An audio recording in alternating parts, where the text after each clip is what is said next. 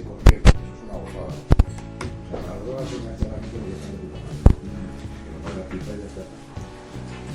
Entonces el tema es que ahí tienes que encontrar un sistema donde la persona encuentre esa satisfacción y sea capaz de mover esos circuitos dopaminérgicos por su propia iniciativa. ¿Y qué es eso? La visión de la vida, según tú veas el mundo. Si ves el mundo desde otra perspectiva, ese mundo te es placentero. Pero cuando tú no has sido capaz de ver el mundo desde el placer, el mundo que no te produce placer, sino que todo lo que te produce es confrontación y dolor, y como los circuitos del placer y del dolor están totalmente superpuestos, pues tienes que irte a la otra vía de búsqueda del placer es la adicción.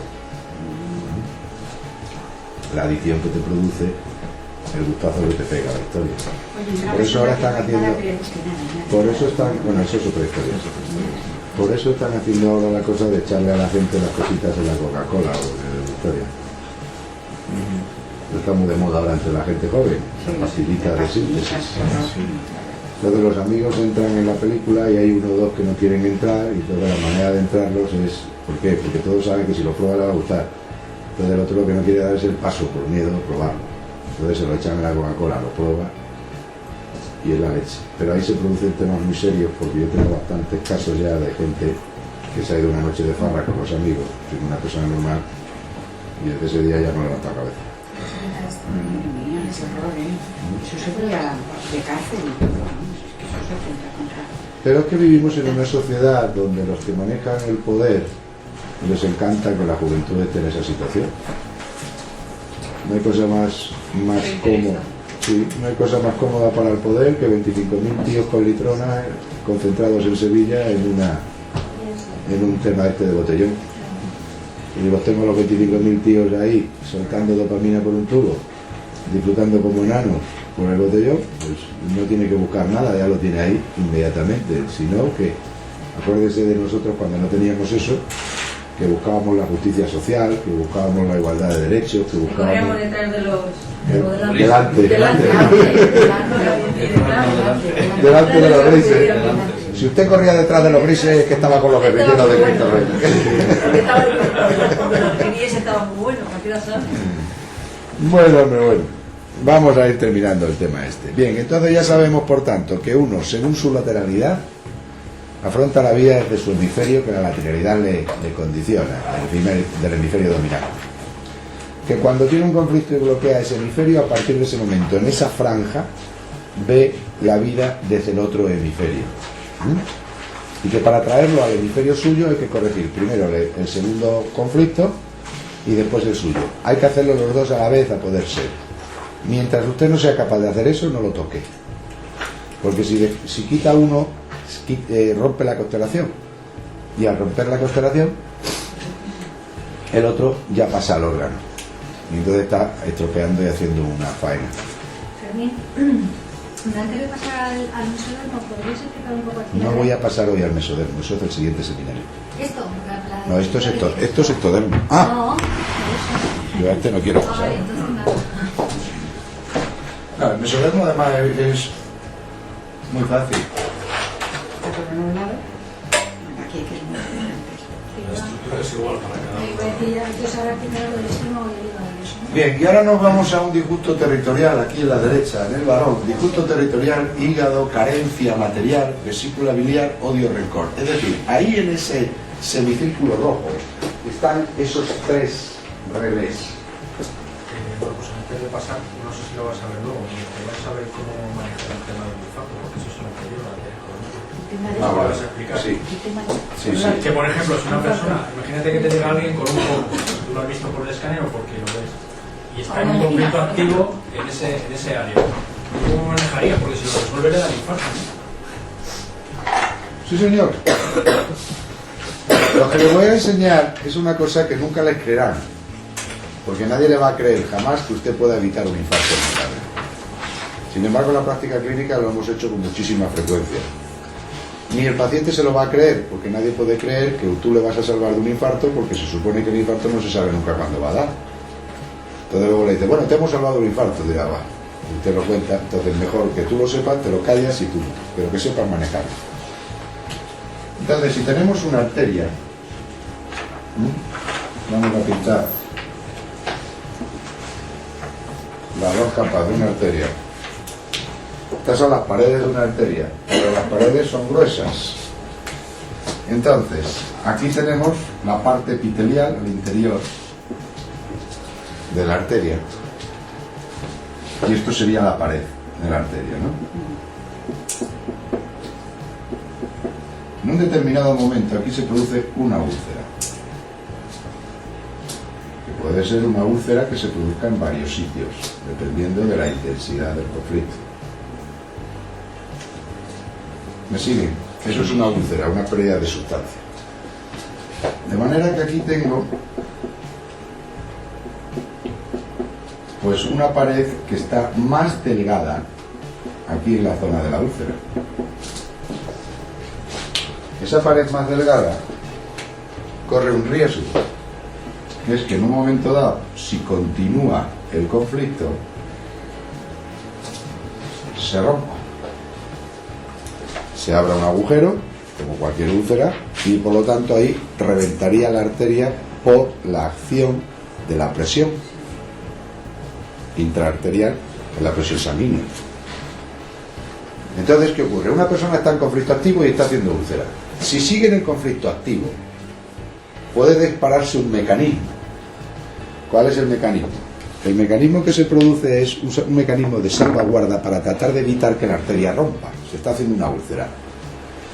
¿Qué hago yo? Si yo tengo dilatada la pared y dilatada la arteria, la úlcera está dilatada. Esto cojan ustedes el tomate este de un calcetín, de una media, el agujero de una media. Si usted tira la media, el agujero se hace más grande. ¿De acuerdo? Si usted suelta y contrae la media, el agujero incluso desaparece. Entonces, lo que hace la arteria cuando se sigue actando en conflicto activo es un espasmo. ¡Plaf! ¿Para qué? Para que ese espasmo acerque los bordes de la úlcera, al hacer un espasmo, se cierra aquí y entonces ya no hay tanta presión ejercida sobre una parte débil porque ya está encogida y aguanta más. Eso es la angina de pecho. La angina de pecho es un espasmo de una arteria. Entonces, la angina de pecho es diferente del infarto miocardio. El infarto es un trombo. La angina es un espasmo que cierra una arteria. Ese espasmo se produce cuando el conflicto activo lleva mucho tiempo o es de mucha intensidad y se puede romper la arteria. Entonces, en ese momento se produce un espasmo. Una angina de pecho se puede resolver. Puede dar una angina y al minuto o minuto y medio desaparecer. Y ahí tenemos, por ejemplo, esos síndromes anginosos, que está continuamente dándole anginas de pecho. Eso significaría que si pudiéramos sacar la arteria del paciente y mirarla al microscopio, nos encontraríamos que está llena de úlceras, todo el epitelio de la arteria por dentro. Entonces, tenemos que tener claro que la angina de pecho da en la fase activa de conflicto. Y puede matar. Una angina de pecho mata a mucha gente, ¿no? Pero puede haber una cosa que, y luego ya, cuando hemos resuelto el conflicto, no ha habido angina de pecho en la fase activa, pero puede haber un infarto en la fase de solución. ¿Por qué? Porque si sacamos esa úlcera aquí, vamos a ver que las células de la pared empiezan a multiplicarse. Acuérdense del callo de fractura. Es lo mismo. ¿Y qué va a hacer entonces? Aquí va a traer una serie de sustancias para tratar de tapizar. Por eso entra el colesterol, pero no se le den ustedes tanta importancia al colesterol, porque de cada trombo solo el 3% es colesterol, por lo que no se entiende por qué se le ha dado tanta importancia al colesterol. La cuestión es el trombo. El trombo es la postilla de la herida. Entonces aquí se está haciendo que una atracción de sustancias, de factores de coagulación, de plaquetas, de todo un montón de historias, que se van acumulando aquí para que pueda cogerlas las células y poder entrar en el proceso de multiplicación. Luego todo este depósito de sustancias se queda aquí, tapizando la úlcera. Pero ¿esto qué ocurre? Que a la vez que la úlcera se va tapizando por debajo, va creciendo las células y esto va subiendo para acá, llega un momento que todo este acúmulo de sustancias que hay en la zona, esa postilla, que es lo mismo que hace en la piel, si todo lo estamos viendo en nuestro epitelio igual, si esta es la ventaja, que es que Hammer, al analizar y ver cómo funcionan los tejidos, se da cuenta de que todos los ectodermos funcionan igual que todos los ectodermos. Todos los mesodermos igual que todos los mesodermos y todos los endodermos igual que los endodermos. Luego, lo que es aplicable a un ectodermo de la piel es aplicable también a un ectodermo de la arteria. Funcionan de la misma manera. Es un patrón de organización común para todos los ectodermos. Por lo tanto, tendría que pasar ahí lo mismo. Y eso fue lo que hizo. Claro, tenía ese código de lectura y eso le permitió estudiarlo y comprobar que era verdad. ¿Y cómo lo comprobaba? Pues a nivel del escáner cerebral también. Veía que una persona estaba en conflicto activo de arterias coronarias y que cuando resolvía el conflicto le daba un infarto. Entonces digo, coño, claro, tiene que dar por narices. Es la misma historia, solo que este acúmulo que hay aquí produce una cosa. ¿Qué es la cosa que produce? Que la sangre va por dentro. Y ahí se producen turbulencias, zonas de presión. Porque claro, si tengo una aquí y tengo otra en el otro lado, imagínense, ¿eh? Claro, son estrecheces. Estas estrecheces hace que la presión sanguínea que viene por este lado, por ejemplo, si viene aquí en esta dirección, aquí no tiene problemas, va entrando todo el flujo, pero al llegar aquí tiene que hacer una turbulencia, y al llegar aquí tiene que hacer otra turbulencia, ¿no? Para pasarlo. La distancia aquí es más corta y es lo mismo que hace usted con una manguera.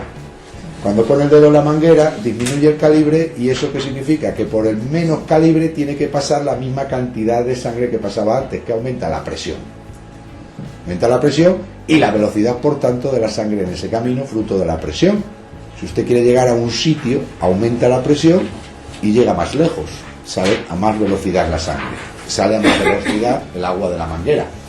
Y eso le permite llegar hasta la enredadera que está usted regando el 15 pino. Pues aquí pasa lo mismo. Pero eso significa que aquí esto es hemodinámica normal, se producen unos trenes de impulso, ondas de choque contra este borde, contra esta postilla, por llamarlo así. Y al final se acaba desprendiendo. ¿Cuándo? Se desprende cuando ya ha tapizado todo esto, cuando la arteria ya ha cumplido su función, ya está tapizado, todo esto sale a bailar. Y sale a bailar y se pone aquí. Y ahora, como esta arteria, lógicamente, se va estrechando, llega un momento que esto no puede pasar. Y a partir de ese momento, aquí se tapona, llega arriba hasta aquí, pero todo el riego que hubiera en todas las colaterales que hubiera por aquí, esto queda muerto. Y ese es el infarto.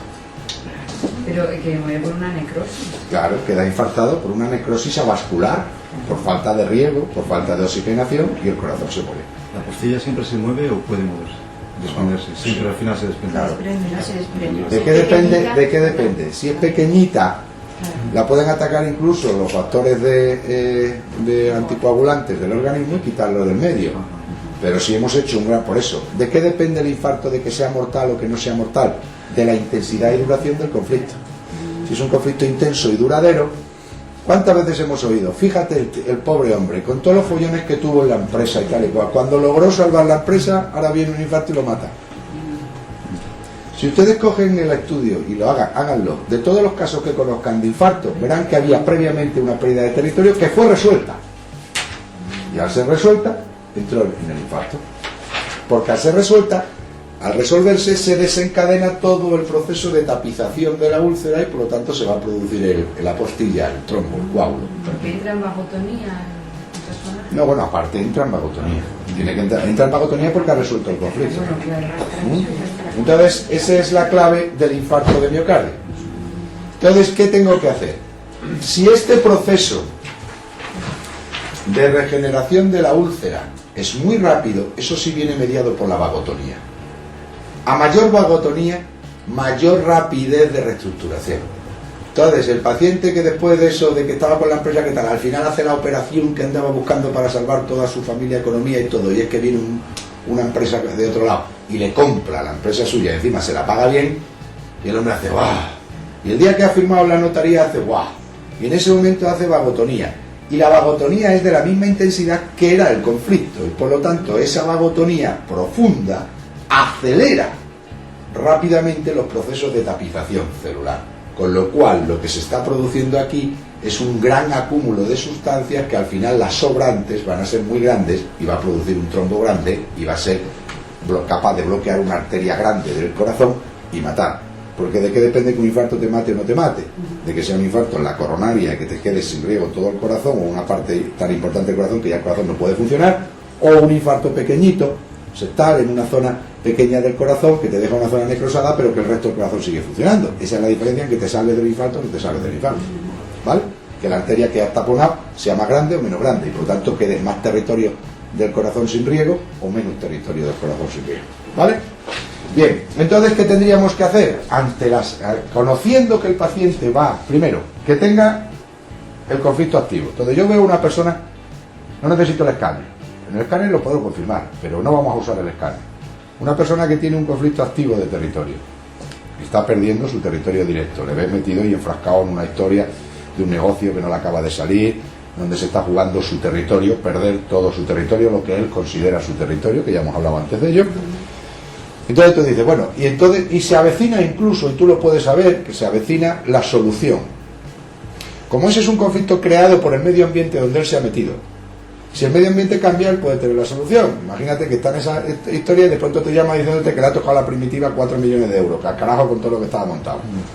Llámale inmediatamente, porque ese señor va a entrar en fase de solución. Entonces, si la vagotonía es profunda, la vagotonía es la tranquilidad emocional. ¡Ah! Me salvé. Bien, pues te salvaste en este momento y a partir de este momento se produce la úlcera, se produce la tapización de la úlcera y como la orden de vagotonía es muy fuerte, también el acúmulo de sustancias es muy fuerte. Entonces, ¿qué tenemos que hacer? Enlentecer la orden de curación. Y como la orden de curación viene mediada por el sistema nervioso vegetativo, el vago, el parasimpático o vago, tengo que enlentecerla mediante simpaticotónicos, es decir, estimulando el contrario, el simpático. ¿Y qué hay que estimule el simpático? El café, la Coca-Cola y la cortisona. Fíjense qué curioso.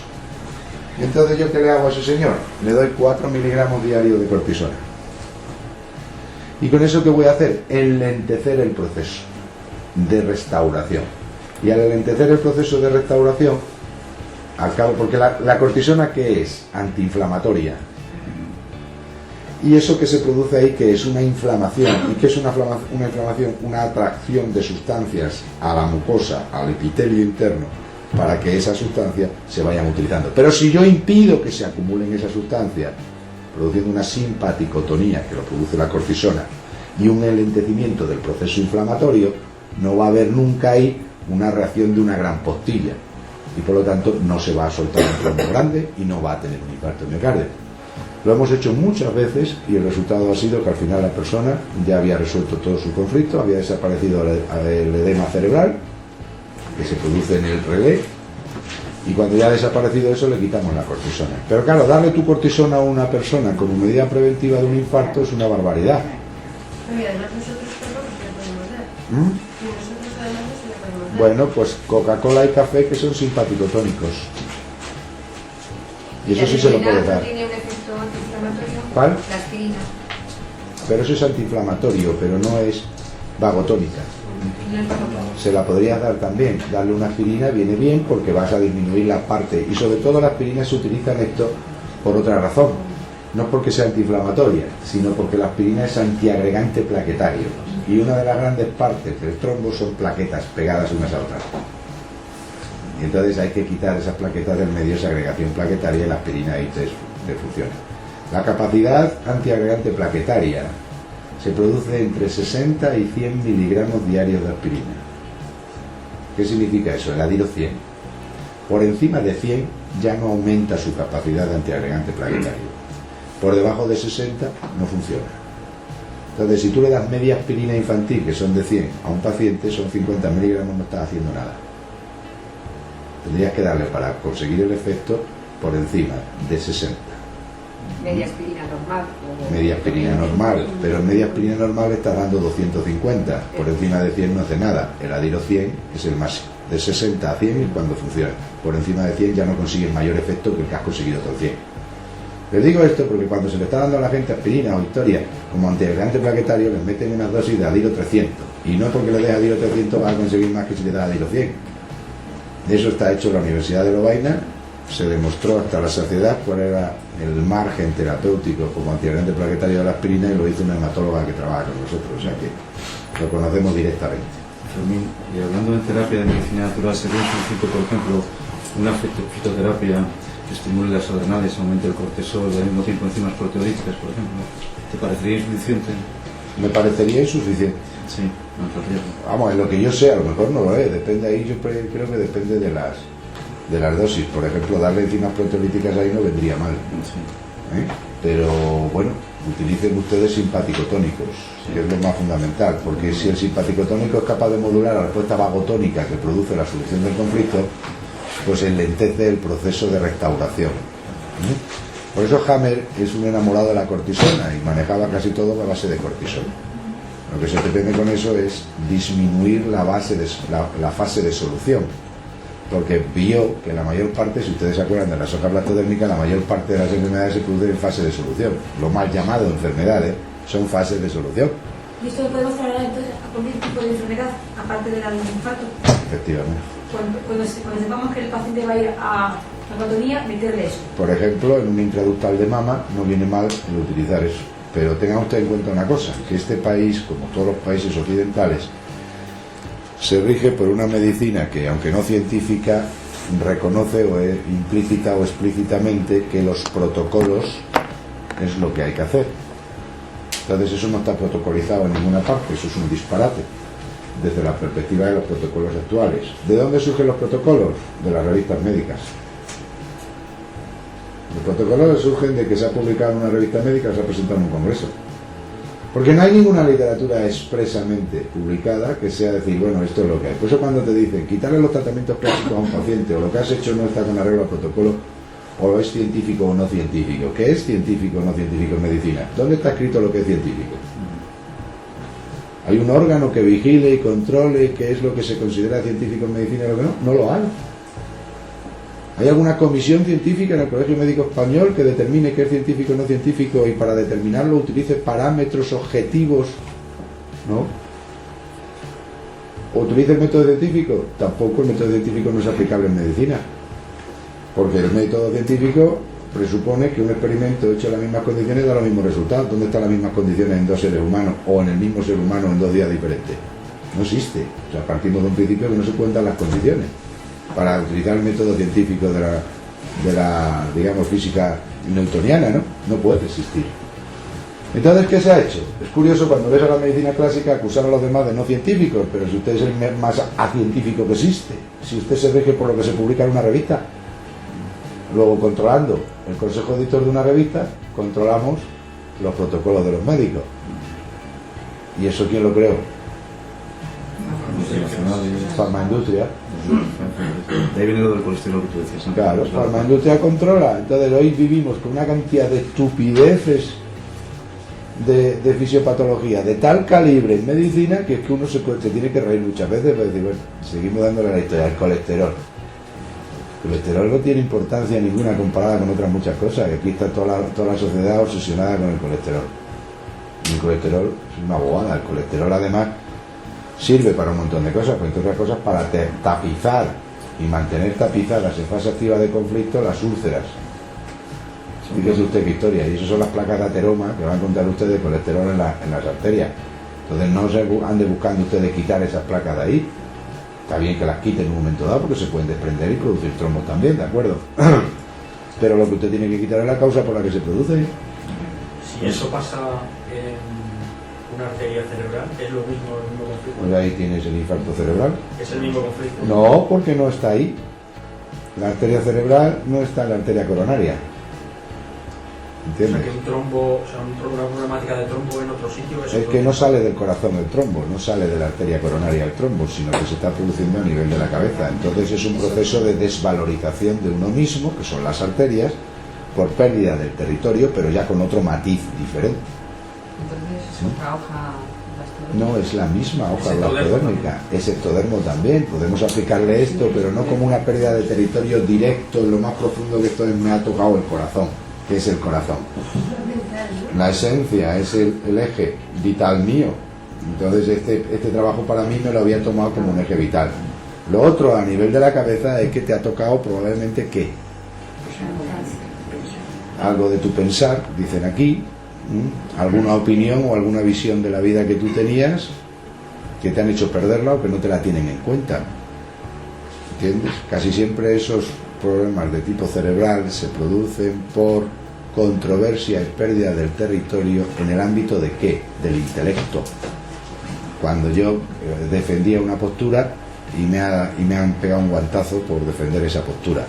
Cuando yo tenía una postura ante una situación familiar, una postura intelectual mantenida, una idea, una razón, y me he desvalorizado por eso porque no me la han tenido en cuenta, no me la han llevado a cabo. Entonces ahí estoy haciéndolo en la cabeza. ¿Tienes alguna experiencia de equilibrar esto en vez de con medicina, con terapias reflejas, por ejemplo, para No tengo ninguna experiencia, pero se la dejo a ustedes. Se la dejo a ustedes. Vamos, no tengo experiencia porque yo no... Lo digo porque yo Claro. trabajo con reflexoterapia concretamente, Pues- y para mí la reflexoterapia lo que hace es equilibrar las funciones, en vez de ir tan deprisa Perfecto. o tan despacio sería como... Trabájelo con reflexoterapia podal, trabájelo con plantas, trabájelo con enzimas, trabájelo con lo que usted sepa que puede funcionar en esa historia de ahí. Lo importante es saber la fisiopatología del tema. Luego ya la actuación es como todo. Si vas hacia la Vagotonía. o hacia la... Claro, a la vagotonía podemos verlo a nivel psíquico, porque acuérdense que había idea fija obsesiva y ahora ya no hay idea fija obsesiva. La idea fija obsesiva, ¿cuál era? Voy a perder la empresa, voy a perder la empresa. Ahora ya no la hay, porque me ha tocado la lotería, ¿no? Con el calor también en los pies puedes notar mucho si está en la De acuerdo, en las manos, en los pies, pero sobre todo es que, ¿para qué estamos? Para poder hablar con el paciente, no diciéndole que eso que estamos hablando tiene una relevancia de vida o muerte en su proceso, porque entonces le metemos en pánico. Eso lo sabemos nosotros, y entonces nosotros aprovechamos que le estamos dando un masaje o que le estamos haciéndole una terapia sacrocraneal o de osteopatía, y le vamos comentando al paciente esta historia y le vamos metiendo en el tema. Oye, tú tienes un tema ahí donde tienes el territorio que anda fastidiado, que parece que te lo o se te ha resuelto un problema importante de territorio. Hoy sí, fíjate, estaba a punto de perder la casa y me ha tocado la lotería. Ya está la historia. Entonces tú ya sabes por dónde anda el tema y tú dices medicina preventiva. Pero no se lo digas a él, porque esto es dar 3/4 al pregonero. Si la gente estuviera en el mismo código de lectura que nosotros, hagámoslo. Es decir, si tienes un paciente que se sabe a Hammer, o que viene porque se ha leído a Hammer, para que tú le trates por la vía Hammer, que también lo tenemos, por lo menos nosotros que nos reconocen o nos conocen un poquito ligados con el tema Hammer. Entonces esa persona, más vale que entonces se lo expliques tú, porque es que si no se va a liar como una madeja, pues la gente lee a Hammer y se lían como chinos, y en vez de ser Hammer una herramienta terapéutica, se les convierte en un conflicto emocional, porque no saben qué hacer y están muertos de pánico, ¿vale? Dime. Que nos termines de explicar algo que, como te hemos preguntado, te hemos cortado. Decías que en la constelación esquizofrénica, una de dos, lo ideal es resolver los dos conflictos al mismo tiempo, pero si no es posible, decías primero intentar resolver el que se ha gestado en segundo lugar. Termínanos eso un poquito. Sí, hay que resolver el que se ha gestado en segundo lugar y luego ir al del primer lugar. Porque si resuelves el primero, el segundo ocupa su lugar. No has resuelto nada. Y lo has pasado ahí. Entonces resuelve el segundo, para que luego puedas resolver el primero. ¿Vale? Entonces puedes hacerlo de las dos maneras. El caso es que a la postre lo que nos debe quedar claro es que hay que resolver los dos. Y si no ves que el paciente tenga capacidad para resolver los dos, o tú mismo no tienes instrumentos para resolvérselos, ahí viene la clave. ¿Hay instrumentos para resolver eso que no tenga que pasar por la vía del paciente? Sí, los hay. Los hay. Y ese es el tema. Y eso es lo que estamos haciendo ahora y lo hacemos todos los días. Por eso yo no hablo para nada con los pacientes de los conflictos emocionales, porque a mí me basta saberlos yo. Y una vez que lo sé, yo sé por qué se produce. ¿Qué es un conflicto emocional? Es la resonancia con una onda frecuencial. Es una frecuencia bloqueada, ¿no? Es una frecuencia bloqueada y es una frecuencia que crea un campo electromagnético. Todas las frecuencias son campos electromagnéticos. La glía es campo electromagnético. En un momento dado ahí se me ha quedado como el disco rayado. Siempre la misma. Entonces es una frecuencia que transporta una información que no es coherente. Por ejemplo, Mi visión partidista o digamos localista de una situación, donde para mí tengo metida una información que puedo traer mía o traer como información en mi ADN de generaciones anteriores. Y ese es el tema que veremos en el próximo seminario de lo que es el tronco cerebral, el tallo cerebral, que ahí es donde residen todas las memorias filogenéticas. Pero la memoria filogenética no biológica solamente, como se pensó mucho tiempo, sino las memorias emocionales.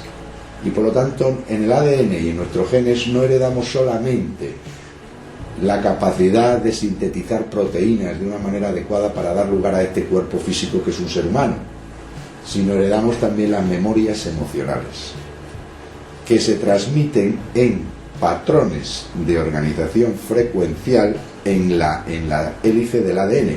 La hélice del ADN es una antena receptora y emisora de información. ¿Vale? Pues imagínense, esas están también metidas en el ADN de la glía. Y la glía a su vez es un campo de resonancia frecuencial, resuena con frecuencia. Y entonces a veces puede ocurrir que yo esté, lo mismo que hablo con un teléfono, llamando a Pepito Pérez, un amigo mío de Barcelona, con una frecuencia específica para que solo suene el teléfono en su teléfono y sea él el que me reciba la llamada y no todos los muchos que hay en Barcelona. Para eso meto unas claves. Pero si hay una clave que es capaz de solaparme esa información, se mete una información diferente. Y yo le llamo para preguntarle cuándo nos vamos a ver en Madrid, y otro señor está emitiendo con la misma banda frecuencial y otra información diferente, porque la banda frecuencial es transportadora de información, pero pueden meter todo tipo de información si es una banda ancha. De hecho, vean ustedes, cuanto más ancha la banda, más información transporta. Volvemos al teléfono móvil. Ahora ya lo tiene usted con vídeo y con toda la historia, cuando antes pasaba solamente la llamada. La banda es más ancha. Si la banda es más ancha, también puede solapar más bandas del espectro del dial. ¿Me explico? Pasémoslo a la radiofrecuencia, que al fin y al cabo es lo mismo. Usted tiene la banda de FM y emite en el 98.5 la emisora La SER, por ejemplo. Y usted va por el coche oyendo la 98.5 La SER, pero al pasar por una calle en una esquina hay un tío con un aparato que está emitiendo también en 98.5. Y en ese momento deja usted de oír a La SER y se pone a oír al tío. Eso ocurre, ¿no? Ocurre a veces también con los teléfonos, ¿no? Que de pronto se te mete una comunicación de otro y tal. Pues eso que es solapaje frecuencial. Una frecuencia que ha interferido a otra y se ha metido ella. ¿Por qué? Porque van al mismo rango frecuencial. Si no, no puede interferirla. ¿De acuerdo? ¿Qué es lo que hacen los aparatos estos barredores de frecuencia? Van interfiriendo todas las frecuencias en una banda ancha. ¿Cuál es la banda ancha? La de los dispositivos frecuenciales que abren a distancia o activan sistemas eléctricos a distancia. Eso es lo que se hace para evitar los atentados. Eso es lo que llevan todos los coches como defensa de las autoridades. Y eso es lo que le impide a usted, cuando llega a aparcar a un sitio, que pueda manejar la llave, porque hay un barredor de frecuencia en un coche oficial que anda por ahí camuflado y usted no puede cerrar la llave, porque le están barriendo todas las frecuencias, y al barrer todas las frecuencias, interferir todas las frecuencias en esa banda grande, ancha, también pilla la de su llave, y entonces su coche no puede recibirla. Pásenlo al ser humano, clavado. Así funciona. Y cuando se tiene ese descubrimiento, y eso es una realidad, y ya todas las hipótesis a partir de ese momento me tienen sin cuidado. Eso es una realidad. Y si es una realidad, se tiene que comprobar a nivel clínico. Y se comprueba a nivel clínico. Una información de, por ejemplo, miedo a un perro, miedo a los perros, puede ser una información que no es de uno. Yo no he tenido nunca ningún problema con un perro, pero yo veo un perro y me pongo así. Te hacen una regresión, una hipnosis y todo eso y no encuentran el perro nunca que te mordió de chico, que es lo que habitualmente cuenta toda la gente. Pero te hacen una regresión y uno encuentra que 3 vidas anteriores te mordió un perro. Bueno, no voy a entrar en discutir dónde ha conectado esa regresión, pero el hecho es que parece que hay una información más atrás. ¿Dónde es más atrás dentro de nuestro organismo? Nuestro encéfalo. Hoy sabemos que ahí están todas las memorias filogenéticas. Y las memorias biológicas, que hacen que se desarrolle este cuerpo biológicamente de esta manera para que yo pueda decir yo soy un hombre, que este es el vehículo, pero también las memorias emocionales. Yo puedo quitar de ahí las memorias emocionales vividas por ancestros míos, de mi propia línea celular, que al ir transmitiendo el ADN a sus hijos, a sus nietos, a sus bisnietos, hasta a mí, su tataranieto, me llega una información. Entonces esa información es un patrón de información que está ahí. Afortunadamente mi sistema es tan complejo que puede coger en unos momentos y tener parada o anulada una banda frecuencial y estar activando otras. Eso es lo que hace el ADN. El ADN tiene infinitas bandas frecuenciales. En determinados momentos, según tu evolución, según tu tema, según un montón de factores, tienes activadas una.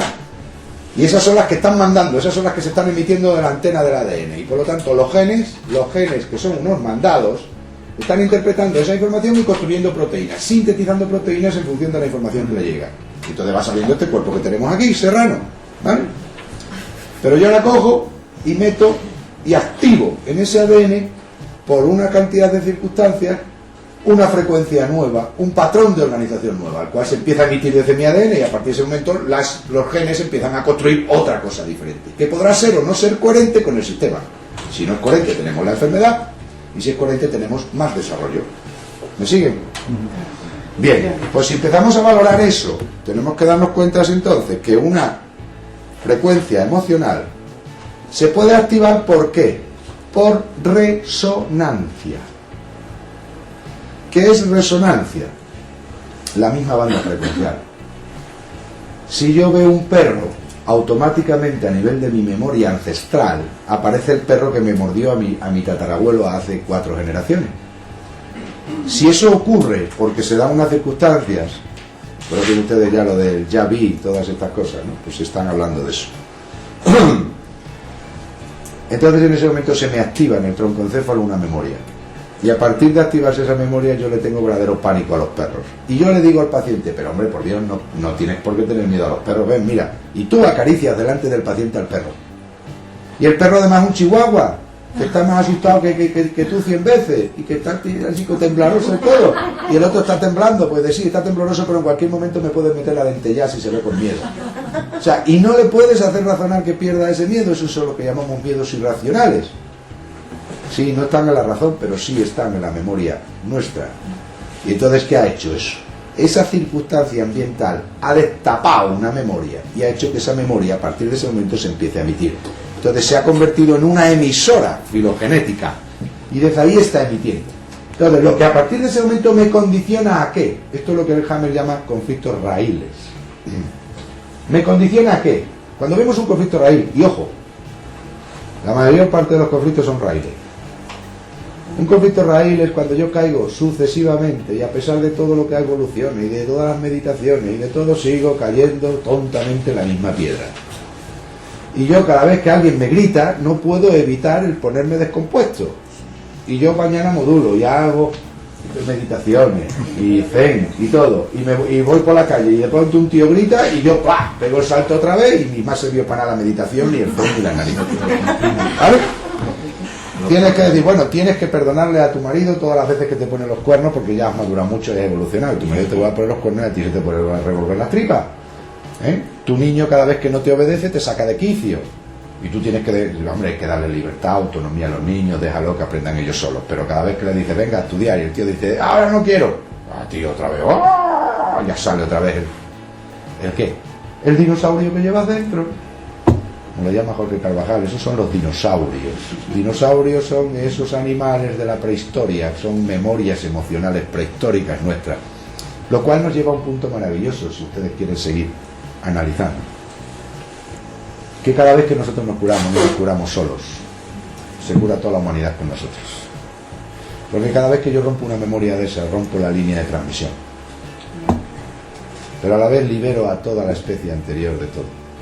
De ese enganche. Porque en ese punto de conciencia no hay ni pasado ni futuro. Todo se vive en presente. Y tú puedes sanar el pasado liberando ese tipo de memorias. ¿Me entienden? Entonces la cosa se complica mucho más, porque entonces empezamos a ver que la cuántica actual tiene razón. ¿Cómo se liberan esas memorias? Borrando esa frecuencia. Borrando esa frecuencia. Esa frecuencia se queda bloqueada en un punto del troncoencéfalo porque una vivencia se ha quedado bloqueada en otro punto de la corteza. Entonces no lo puedes corticalizar, o sea, no lo puedes llevar a los lóbulos prefrontales, y ahí empiezan los 3 cerebros: el cerebro mamífero, el cerebro reptil y el cerebro humano. El cerebro reptil es el troncoencéfalo, ahí están todas las memorias reptilianas que tenemos nosotros de instinto vital de supervivencia. El cerebro emocional, que es el sistema límbico, que ahí está el mamífero, el mamífero que somos, emocional. Y luego, la corteza prefrontal, lóbulos prefrontales, que son realmente el cerebro humano. Cuando todo eso se maneja desde los lóbulos prefrontales, fenomenal. Pero tú has visto que hay muchas cosas que tú no puedes trabajarlas desde el cerebro humano, que por más que tratas de analizarlas y corregirlas en función del análisis, se te revela algo y no puedes, y sigues. Y a ti, mira, a ti no te gusta el PP ni aunque se vistan de margaritas. ¿Te has dado cuenta de ese detalle? Y tú eres del Atleti aunque pierda todos los partidos de todos los días. ¿Y dónde está ahí el lóbulo prefrontal? No existe. Este país todavía maneja malamente el lóbulo prefrontal, porque aquí nosotros, por ejemplo, votamos a los políticos igual que nos hacemos de un equipo de fútbol para toda la vida. Y si yo soy del Barça, soy del Barça. ¿Me entiendes? Pero eso me parece fenomenal, porque eso es una afinidad que no va a ninguna parte. Tú la coges, es que memoria emocional que no puede ser analizada con el prefrontal. Porque si tú la analizaras con el prefrontal, cada año te cambiarías de equipo, te irías con el que gana, coño. Que es lo suyo, ¿no? Que es lo que haces continuamente cuando estás con el lóbulo prefrontal. Si tú inviertes hoy en ladrillo, si te da un 20%, el año que viene inviertes en ladrillo, que te da un 20%, pero si al año que viene resulta que los ladrillos pierden dinero y lo que están subiendo son las eléctricas, ¿qué haces con tu inversión? La cambias y te vas a la eléctrica, sí o sí. Pues con el Barça no haces eso. ¿Por qué? Porque se ha quedado bloqueada la información en el cerebro emocional. Lo malo es cuando llevas eso también a los partidos políticos, que es donde te estás jugando nada menos que todo el país. Entonces, yo no votaría al PP en mi puñetera vida. Y otros dicen, yo no votaría al PSOE en mi puñetera vida. Entonces vemos que las civilizaciones avanzadas cambian de votos a unos a otros en función de cómo se comporten. Nosotros, eso es un análisis prefrontal, pero nosotros hacemos todavía un análisis animal, mamífero. Y entonces yo soy catalán y soy nacionalista y voy a votar siempre a los partidos nacionalistas, aunque hagan el indio miserablemente. Y otro que está allí dice, yo voy a votar al PP porque soy nacionalista del otro lado, aunque hagan lo que hagan toda la vida. Y esa es la barbaridad. Y así nos va el país, y así nos va todo. Pero nos va como arreglo como lo que nosotros somos, o sea que tampoco pasa nada, está perfectamente hecho. ¿Entiendes? Esas frecuencias se pueden... Bien, entonces esas frecuencias se pueden corregir ¿cómo? Si yo tengo una frecuencia que está controlando mi vida desde el troncoencéfalo, porque es una memoria que está en el troncoencéfalo, tengo que sacarla del troncoencéfalo y llevarla para otro lado, porque esa misma información codificada desde el lóbulo prefrontal ya no hace el daño que hacía. ¿Me entiende? Si yo esa información que tengo aquí bloqueada, que es como un pulsar, como una antena emitiendo continuamente un disco rayado, pipam, pipam, pipam, pipam, logro traerla aquí, desde aquí ya no me hace eso, porque desde aquí ya la analizo y de esta manera la diluyo. Eso es lo que hacemos en sintergética. Pero ¿cómo se llama eso en términos de los que no saben sintergética? Cambiar la visión de la jugada. Si yo no soy capaz de ver una situación desde el lóbulo prefrontal, entonces como mecanismo se dispara una frecuencia trocoencefálica. Lo de ello que tengo que cambiar la perspectiva de la vida. En cuanto cambio la perspectiva de la vida, se cambia todo. ¿Y cuál es el punto más fabuloso para cambiar la perspectiva de la vida? Y que es capaz de borrar también las memorias filogenéticas, porque no se crean ustedes que los que no saben láser o no saben cosas de estas no pueden cambiar las memorias filogenéticas. Sí, las pueden cambiar. Cuando logramos pasar a un paciente de la víctima al aprendiz. ¿Qué cosa más simple? De la víctima al aprendiz. ¿Y dónde lo pasamos? Por aquellas partes donde uno puede manejar el lóbulo prefrontal. Tú no le puedes pasar a uno la víctima al aprendiz en una relación de pareja que la tiene totalmente turbulenta, pero se la puedes ir cambiando por otros aspectos, que vaya haciendo otras cosas. El hecho es que entre en una dinámica de aprendiz, que luego ya agarrará esa memoria y la meterá en la dinámica de aprendiz. La dinámica de aprendiz es ¿qué me quiere decir a mí esto? En cuanto uno toma conciencia del problema, entonces ¿cuándo se puede resolver el problema? ¿Qué me quiere decir a mí esto? Esta fobia continua a los perros. ¿Qué pasa? ¿Que no hay técnicas en psicología clásica para romper esa fobia? Sí las hay. ¿Qué están haciendo? Liberar la memoria troncoencefálica sin saberlo. Hay gente que ha liberado, yo conozco casos, por ejemplo, con flores de Bach. Efectivo, igual. Una memoria... ¿Y qué son las flores? ¿Y qué son las flores de Bach? Frecuencias. Con técnica metamórfica. ¿Y qué son los impulsos que tú produces desde el dedo gordo del pie? Trenes frecuenciales. Frecuencias, impulsos frecuenciales. ¿Y eso que van haciendo? Es como un barredor de frecuencias, va anulando las frecuencias. ¿Entienden ustedes ahora qué hacen los barredores de frecuencias? barren frecuencias que pudieran ser nocivas. ¿Cuál es la frecuencia nociva? La de un etarra que aprieta el botón y hace estallar una bomba a distancia. Y el barredor de frecuencia que hace, barrer todo ese espectro para que ninguno de esos pueda apoderarse del sistema. Pero en ese caso, cuando no existe el barredor, o sea, lo suyo sería que ese barredor de frecuencias estuviera siempre. Pero ese barredor de frecuencias es eso, es estar eso se llama estar alineado. ¿Cómo se barren esas frecuencias? Con un barredor de frecuencias. ¿Cuál es el barredor de frecuencia? A mayor alta frecuencia, mayor capacidad de información. Mayor información. Cuanto más alta la frecuencia, más información lleva. ¿Tiene usted que esperar a que venga uno que sepa sintergética para barrer esas frecuencias? No. ¿Cuál es el otro camino? Métase usted en alta frecuencia. ¿Cómo se mete uno en alta frecuencia? Alineando. Alineando el alma con el cuerpo. El alma con la personalidad. Si usted hace meditación, si hace zen, si es capaz de alinearse, de vivir completamente en altas frecuencias, todas esas altas frecuencias son barredores de frecuencia. Por eso la gente cambia. Y cuando la gente hace meditación, cuando la gente hace yoga, al final acaba cambiando. Y no han hecho sintergética, me dice.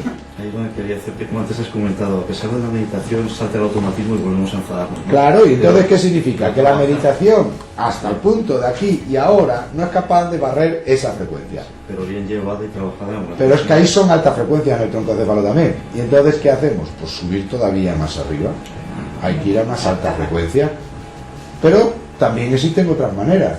Entonces yo digo, ¿hay otras maneras? Sí.